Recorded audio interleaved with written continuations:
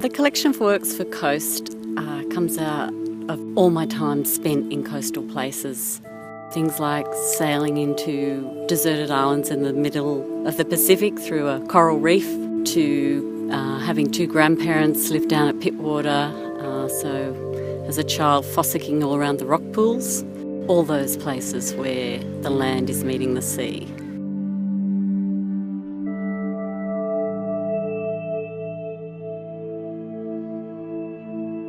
So my work's mostly in porcelain, and I like incorporating the found object. I like making the spoon form because the handle is like a connection between the body and the natural world.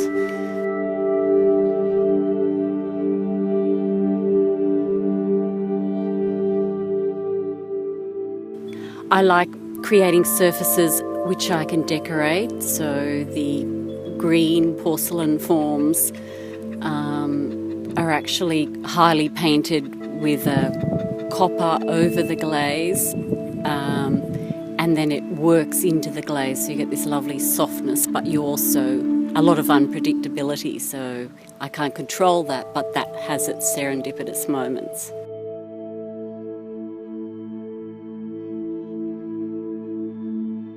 The work usually begins from actually spending time in a place collecting objects.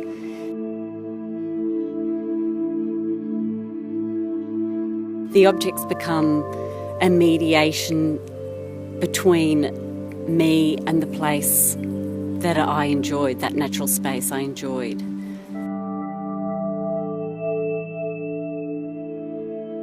The casuarina, or it's often known as the she oak, is probably a tree that half people don't notice unless they hear the sound of the wind blowing through the leaves.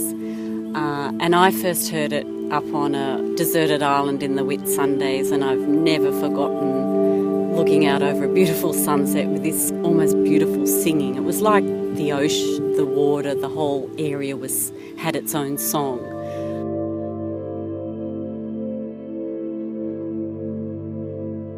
The flannel flower pieces, the flannel flower is a flower I keep revisiting because you see it in really harsh environments growing along escarpments right on the beach. So they're getting wind blown, erosion, the soil is really poor, and yet they're still surviving with this delicate beauty. And I guess they sum up what interests me about natural systems is there's this sense of fragility, yet there's this tenacity of survival.